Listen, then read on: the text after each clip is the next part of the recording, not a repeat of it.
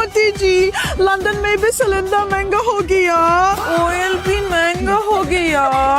That means samosa मिलेगा 50 pounds का। नारे लाडले।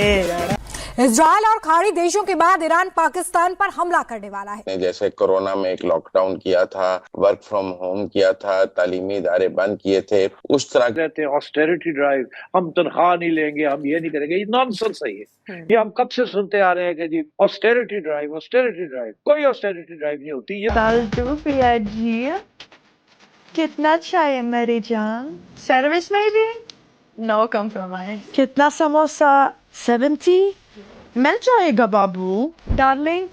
पाकिस्तान के फील्ड मार्शल आसिम मुनीर को सपने ऐसे ही आ रहे हैं और इसलिए पाकिस्तान में दिखावा हो रहा है। 50% मुलाजमीन के लिए वर्क फ्रॉम होम लाजमी। 4 दिन दफ्तर खुलेंगे, 3 दिन दफ्तर बंद रहेंगे। पहले 5 दिन खुलते थे वफाकी दफ्तर, अब 4 दिन खुलेंगे। 3 लाख जल्दी से पैक कर दो। बाई जी, कैसे लगा?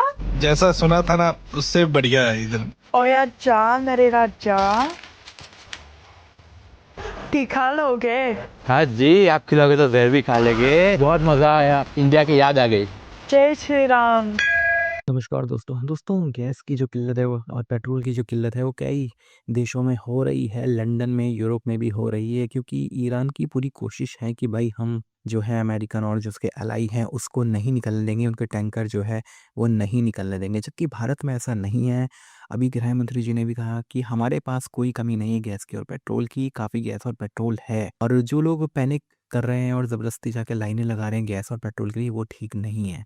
दूसरी तरफ जो है पाकिस्तानी इसमें फंस चुके हैं। पाकिस्तान की कंडीशन ज़्यादा ख़राब हो गई है क्योंकि ईरान पाकिस्तान को भी पेट्रोल और गैस नहीं दे रहा है। अब पाकिस्तानियों ने नया रास्ता ढूंढ लिया है। वो कह रहे हैं कि भाई हम गाड़ियाँ नहीं चलाएंगे, हम लॉकडाउन कर देंगे। यानी पाकिस्तान में लॉकडाउन होने वाला है, लेकिन भारत में नहीं हो रहा है। गृह मंत्री जी इस चीज़ को क्लियर कर चुके हैं। तो किसी भी गलत न्यूज़ में ना आए। भारत में स्थिति सामान्य है और पैनिक में ना आए। किसी भी तरह की लाइनें ना लगाएं। जब आपको ज़रूरत हो तभी पेट्रोल और गैस लें। तो यही सारी चीज़ें हम इस वीडियो में देखेंगे। वीडियो अच्छा लगे तो लाइक और शेयर ज़रूर करें। चैनल को सब्सक्राइब करना ना भूलें और बेल का आइकन प्रेस करते हैं लेटेस्ट नोटिफिकेशन नहीं आई। आगे बढ़ते हैं इस वीडियो में।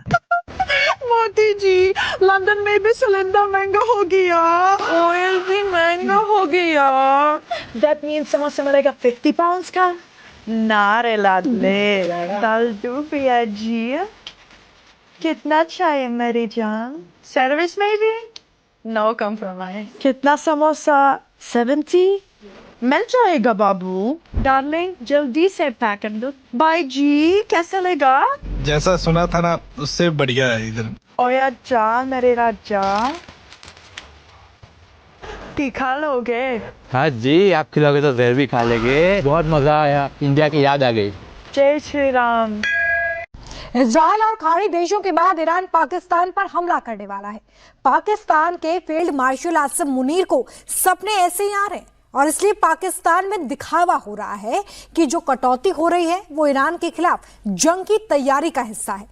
पाकिस्तान में हालात ऐसे हो गए हैं कि 10 दिन बाद, आखिरी रोजे के बाद ईद पर चूल्हा जलेगा या नहीं जलेगा, गाड़ी चलेगी या नहीं, दफ्तर खुलेंगे या नहीं, बच्चे स्कूल जाएंगे या नहीं, ये सवाल हर पाकिस्तानी पूछ रहा है। लेकिन शहबाज मुनीर की जोड़ी गुर्बत में केवल कुर्बानी देने वाला राग अलाप रही है। The ripples of the conflict in the Middle East are already being felt here in Pakistan. दिल में खौफ खुदा रखते हुए इस तनाज़ुर में आज मुतफ़क्का तौर पर बहुत अहम फैसले किए गए।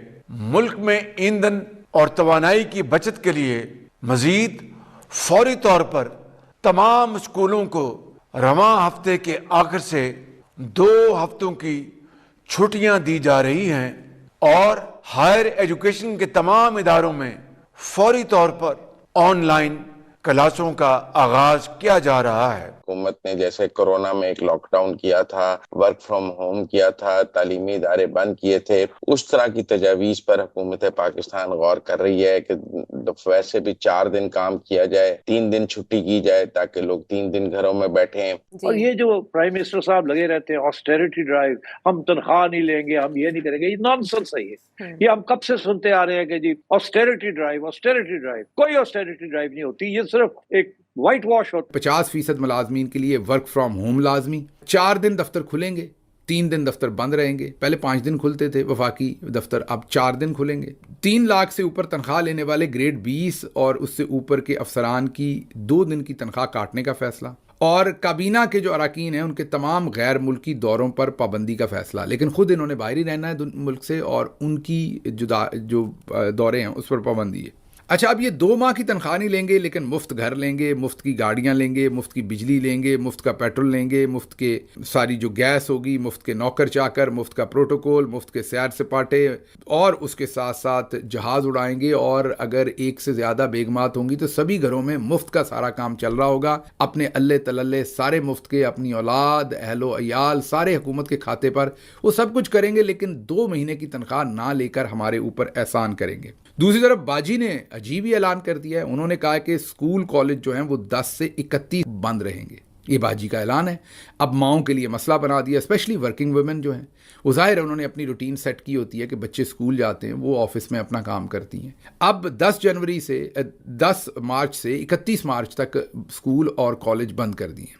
बच्चे घरों में अब लोगों की ज़िंदगी जो है वो ये तलपट कर देंगे, और बच्चों की ज़ाहिर एजुकेशन भी ख़राब करेंगे। लेकिन एक तो ये पढ़े लिखे नहीं, ऊपर से कोशिश नहीं करते, इनको इससे क्या लेना देना है कि बच्चों के साथ एजुकेशन में क्या होता है। फिर बाजी ने ये कहा कि रात को शॉपिंग भी मत करें, हालांकि खुद अभी बाजी का जो माशाल्लाह से प्यारी सी शक्ल है उसको लेकर मुस्कुराती हुई वो अभी चंद दिन पहले ही, 2 दिन पहले ही शायद, वो एक मॉल में गई हुई थी रात के वक्त और वहाँ तस्वीरें खिंचवा रही थी। मेन उसको इंडोर्स कर रही थी रात की शॉपिंग को, और आज कह रही हैं कि रात को शॉपिंग ना करें। कौन लोग हो तुसी? मतलब ऊपर भेजे में बिल्कुल दिमाग ही नहीं है। फिर उन्होंने कहा कि आउटडोर फंक्शन ना करें। अवाम से उन्होंने ये मुतालबा किया कि आप आउटडोर फंक्शन ना करें, शादियां वादियां जो अवाम या कोई और फंक्शन है वो मत करें। लेकिन आगे सुनिएगा जरा। सेठी साहब, जब ये खबर सामने आई तभी से थरथली मच चुकी थी और हलचल हो चुकी थी कि हफ्तावार कीमतें बढ़ेंगी तो क्या होगा, कि ऐसी कौन सी मजबूरी हुकूमत पर आन पड़ी कि यूं पैनिक में डिसीजन लिया गया। ये कोई नई बात तो नहीं है। ये गवर्नमेंट के बहुत से अहम फैसले ऐसे ही लिए जाते हैं, पैनिक में लिए जाते हैं, और ब्यूरोक्रेटिक फैसले होते हैं। ये मैं काफी अरसे से यही कह रहा हूँ। अच्छा, अब आपने तो सारी बात बता दी ना कि कैसे हुआ, क्यों हुआ, क्या इसमें खामियां रह गई हैं, सोन। मसला क्या है? मसला ये सही है कि पेट्रोल बम है और आपने अपनी आवाम के ऊपर ये पेट्रोल बम मारा है।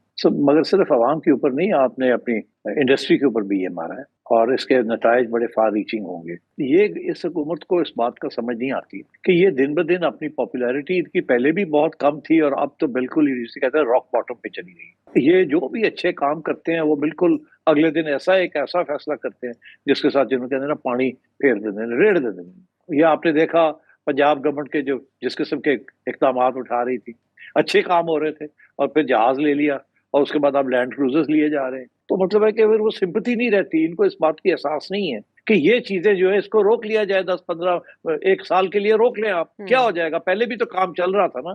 ये जहाज लेने की जरूरत क्या थी? ये लैंड क्रूजर्स की जरूरत क्या है? रहने दें, थोड़ी देर के बाद कर लीजिएगा। इस वक्त आवाम गुस्से में है, बट सारा बोझ जा रहा है इन सारे पॉलिसीज का आवाम के ऊपर। तो आप चुप कर जाए, ठहर जाए, ना करें, जरूरत भी है तो मेक डू विद इट। और ये जो प्राइम मिनिस्टर साहब लगे रहते हैं ऑस्टेरिटी ड्राइव, हम तनख्वाह नहीं लेंगे, हम ये नहीं करेंगे, ये नॉनसेंस है। ये हम कब से सुनते आ रहे हैं कि जी ऑस्टेरिटी ड्राइव, कोई ऑस्टेरिटी